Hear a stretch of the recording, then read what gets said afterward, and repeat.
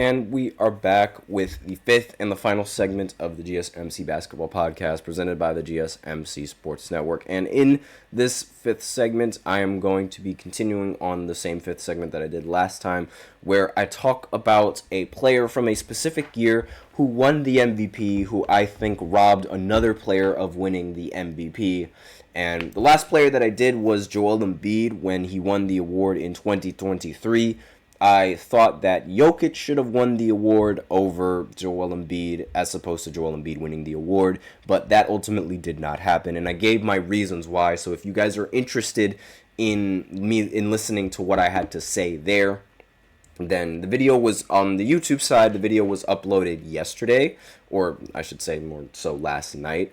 But again, for the podcast side, the podcast, it was uploaded yesterday, and it was in the fifth segment. These are going to all be fifth segments, so, if you guys are interested into what I had to say about Joel Embiid, then go right ahead and listen, just in case any of you guys are curious. And again, this is about just a specific year that the player won the MVP, and I'm just going to talk about, why I think they won the MVP and why I think somebody else ultimately deserved to win the MVP over that specific player. So we did Joel Embiid, and now we're moving on to the next player on this list.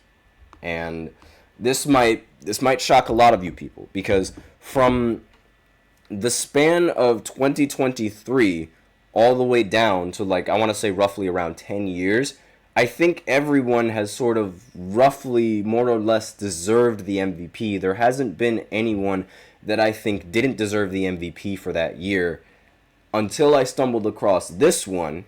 And this one is going to really, it's going to shock a lot of you guys. And it's probably going to ruffle a lot of your feathers, because the next player that I think doesn't deserve to win the MVP is 2011's Derrick Rose. I know, a lot of people are going to be shocked that I even included him on this list, and to that I say, too bad. We all know deep down the big reason why Derrick Rose even won the MVP in 2011 was because a large part of the NBA was still pissed at LeBron for joining Miami.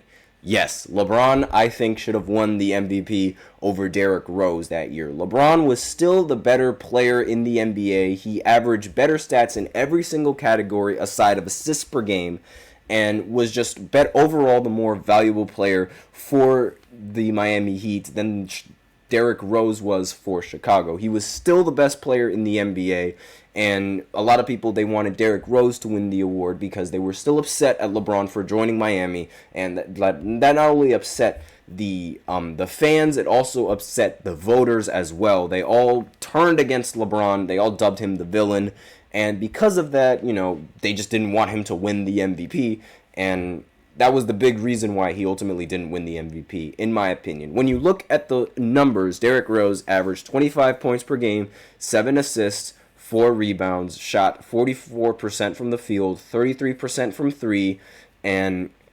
48% from inside the arc. That's very important, by the way, and 85% from the free throw line, because a lot of people, they love to get credit for Derrick Rose and his ability to finish around the rim, but he only shot 48% from inside the arc. Meanwhile, LeBron, his stats in the 2011 season, he averaged 26 points per game, 7 rebounds, 7 assists, 51% from the field, 33% from 3, 55% from inside the arc, and 75% from the free throw line. So literally, the only thing that Derrick Rose legitimately has over him, and by a significant margin, is assists per game. And even then, that was only by 0.7. That difference was 0.7. If we really want to look at the big differences, it's really in free throw shooting. That's really the only thing that Rose has over LeBron in terms of MVP conversation and in terms of just raw stats. Now, I'm not going to say that Derrick Rose didn't have an argument for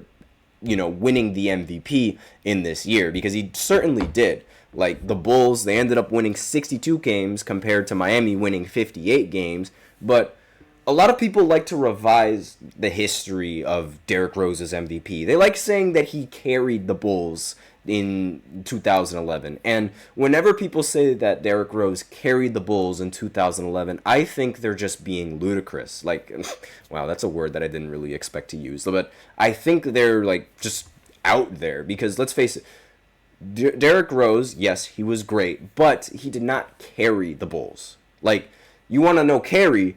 The Heat were 9 points better per 100 possession with LeBron James on the court compared to the Bulls being only 2 points better per 100 possession with Derrick Rose on the court. So if you want to talk about carrying, LeBron did the carrying. A lot of people like to say that, oh, LeBron didn't win the MVP because he had Dwayne Wade and Chris Bosh on the team helping him out. Derrick Rose had nobody, and that's sort of the reason why he was carried. But why they say that Rose carried the Bulls, but when you look at the numbers, they say completely otherwise. I mean, the Heat being 9 points better with LeBron on the court compared to, like, the Bulls being 2 points better with Rose on the court, like, that is a huge difference. Like, that is a 7-point difference. And the fact that LeBron is responsible for just being 9 points better just, shows you just how valuable he actually was for the Miami Heat. If you're looking at value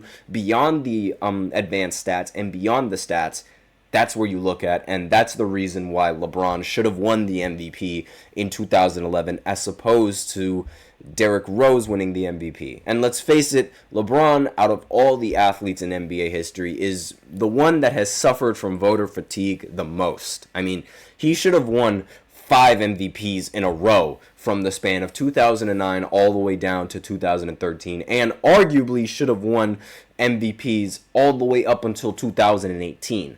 Yes, arguably. Like, I don't think he should have won it in 2018, because if you look at it from a statistical standpoint, James Harden definitely deserved the MVP.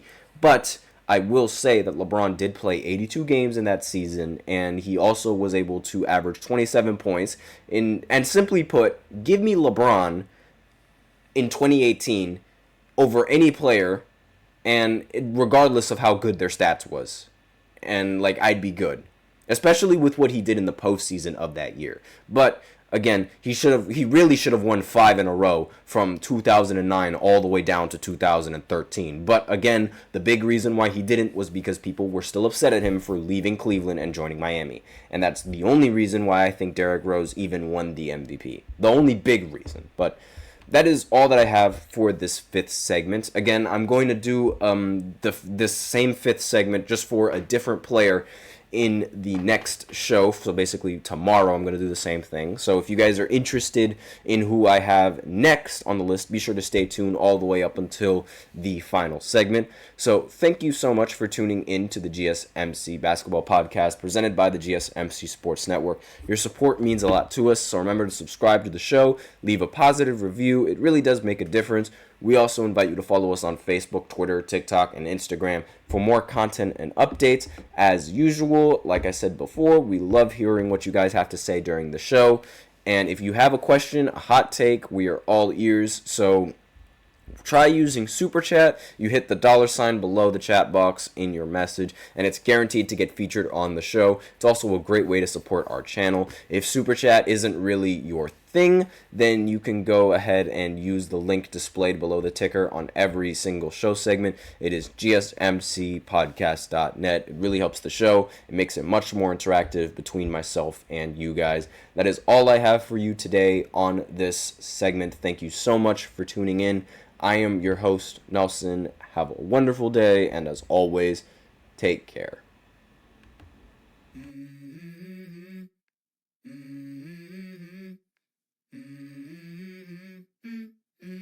Let's go. I wake up to a little bit of drool on my pillow, feel like it's gonna be a bad day. Yeah, I'm tired of shit, and the coffee ain't hit yet, damn, ain't that great.